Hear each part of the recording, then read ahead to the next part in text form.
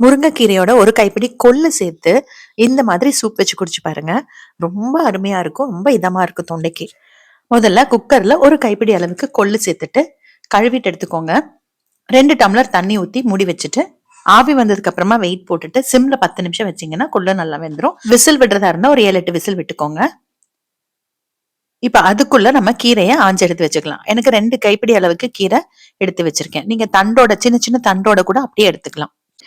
ஆவி இறங்கினதுக்கு அப்புறமா கொள்ளு ஓபன் பண்ணி பாத்துக்கோங்க. வெந்திருக்கான்னு செக் பண்ணிக்கோங்க. அது கூடவே நம்ம ஆஞ்சு கழுவி எடுத்து வச்சிருக்க முருங்கைக்கீரையை உள்ள சேர்த்துக்கலாம்.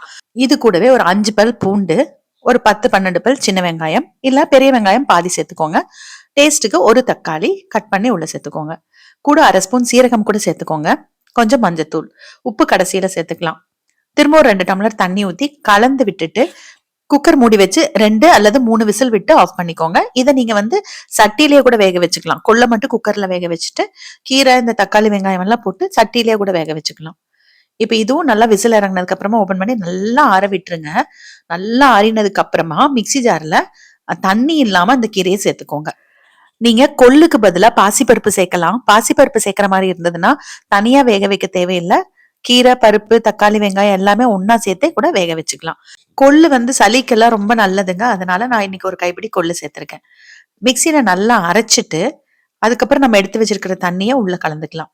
ஏன்னா தண்ணி இல்லாம நம்ம அரைக்கணும் இல்லையா? அதனால மிக்சியில போடும்போது அந்த தண்ணியை வடிச்சிட்டு தான் நான் மிக்சியில அரைச்சிருக்கேன். இது கூட இன்னும் 2 டம்ளர் தண்ணியும் சேர்த்து கலந்துட்டு வடிகட்டிக்கலாம்.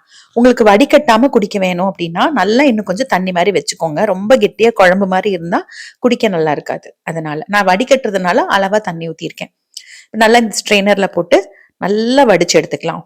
இந்த சக்கையை வேணும்னா இன்னொரு தடவை கூட அரைச்சு நீங்க திரும்ப வடிகட்டிக்கலாம். அவ்வளவுதான். திக்னஸ் கொள்ளு சேர்த்ததுனால அந்த திக்னஸ் வந்திருக்கு பாருங்க. ரொம்ப தண்ணி மாதிரி இல்லாம நல்லா குடிக்கிற பதத்துல நல்லா இருக்கு.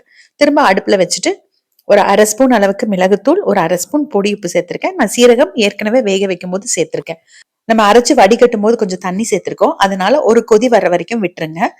அதுக்கப்புறமா நீங்க அடுப்பு ஆஃப் பண்ணிட்டு மிதமான சூடுல சர்வ் பண்ணலாம். உங்களுக்கு பட்டர் ஃபிளேவர் வேணும்னா 1/2 ஸ்பூன் பட்டர் கடாயில சேர்த்துட்டு ஒரு 2 பல் பூண்டு பொடி பொடியா வெட்டிட்டு வதக்கிட்டு இது கூட சேர்த்துக்கிட்டீங்கன்னா இன்னும் கொஞ்சம் நல்லா இருக்கும் குடிக்கிறதுக்கு தொண்டைக்கு ரொம்ப இதமா இருக்குங்க இந்த சூப். நீங்களும் ட்ரை பண்ணுங்க.